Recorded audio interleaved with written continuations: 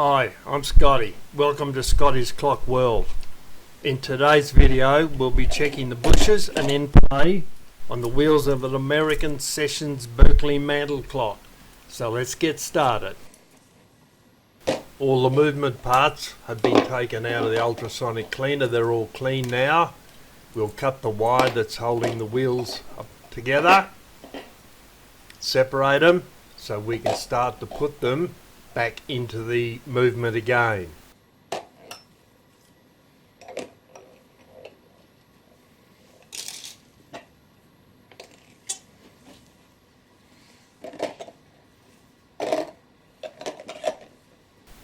We'll put the wheels into the back plate, starting with the strike side. Now we have the second wheel in place. We'll now put in the star wheel. This is the wheel that counts the number of strikes that the gong makes. Now the third wheel, or the warning wheel. And finally the fly. Up the other way might help. Thank you.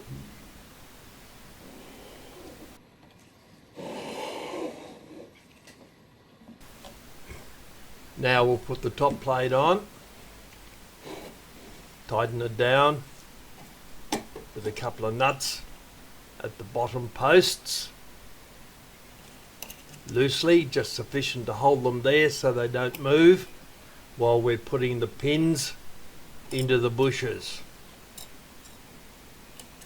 If it's too tight, you won't be able to move the plates. Pry them open a little bit to place the pinions correctly.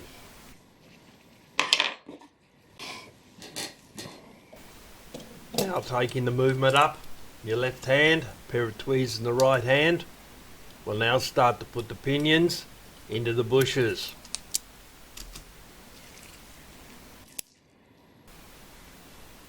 Second wheel just clicked in. Now we'll move further up the train using the tweezers. Very gently move the pivot across till you find the bush.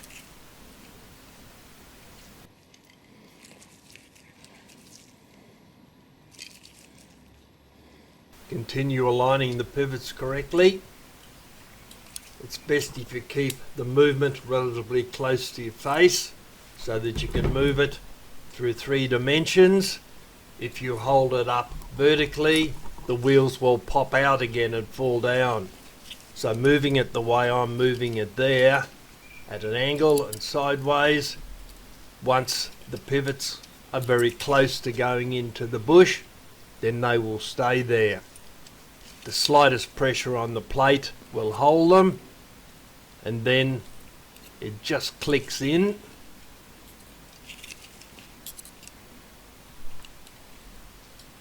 Right, that's got it.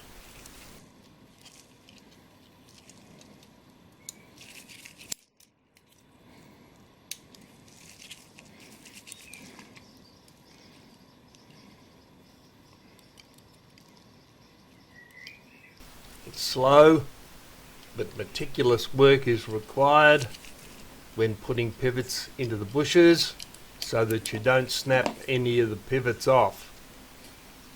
That was a fly just going back into its pivot. You'll notice that I spun the wheels there. That shows you that each of the pivots is actually in a bush prior to you tightening down the nuts. If you tighten the nuts down prior to checking that the pivots are all in place, there's a very good chance that you'll snap a pinion off, and then you've got some serious work to do to re-pinion a wheel. Now tightening down the nuts, not too tight, just tight enough to hold, so we can check it again. There we go. Everything's in place. Now we're going to check for end play. You can see me there sliding the wheel left and right between the plates to make sure that there's some movement. I'm now checking to see how tight each of the pinions is in a bush. If it's too loose, moving round, then we'll have to be rebushed. Because that is sufficient, you can see the amount of movement in that one there. That is sufficient to stop a clock if there's 2 or 3 of those in a row.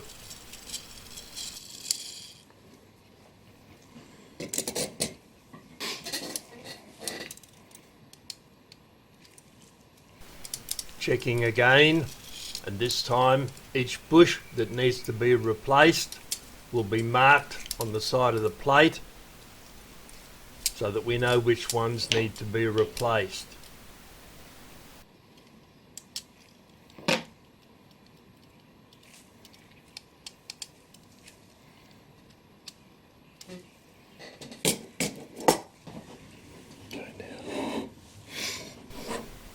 Now we'll put the going train onto the back plate so that we can check them for end play and to see whether the bushes need to be replaced or not.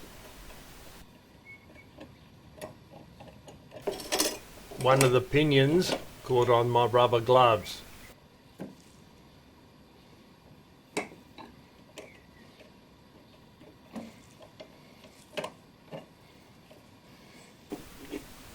Now the escape wheel goes into its bush.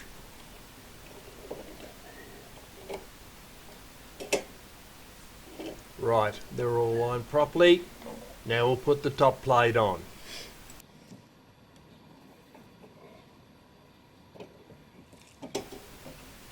Once again, aligning the top plate, the holes on the top plate, with the post on the bottom plate, so that we can put 2 nuts on them to hold them while we align the bushes and the pivots.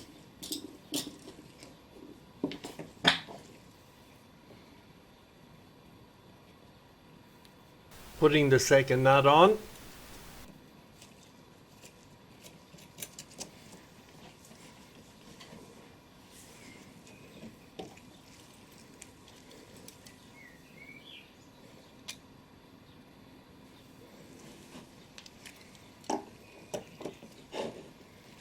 Now taking up the movement, we can start to align the pinions.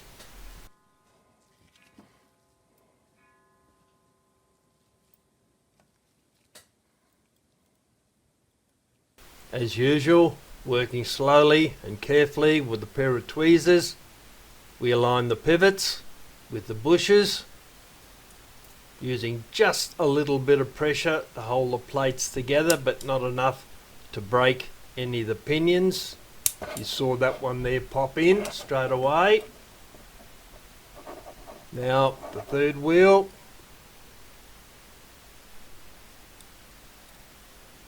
That pivot plops into place. Touch it with your finger to make sure that they're all in the correct position.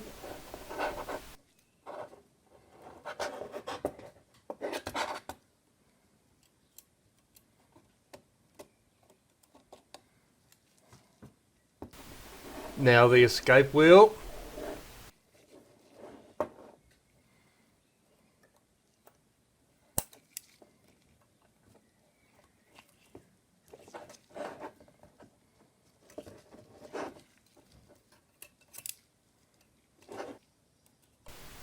The escape wheel pivot drops into its bush. There it goes.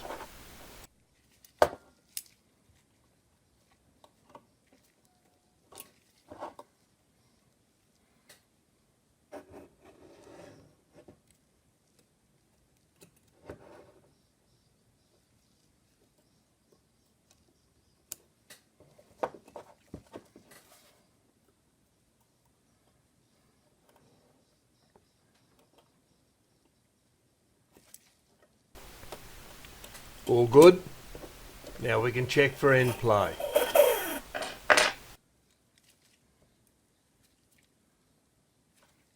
Put on the other 2 nuts to hold the plates together firmly, then tighten them down.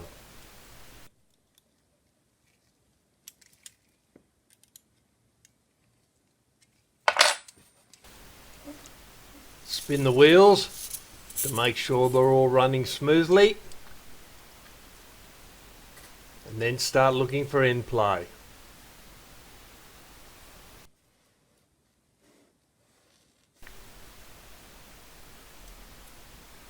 There's not much movement in those bushes. That's an acceptable amount for an American clock.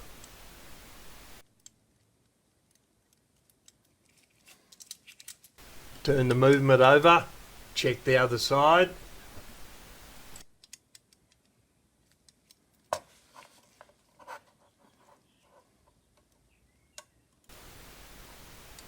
End plays are right. Now check the movement in the bushes.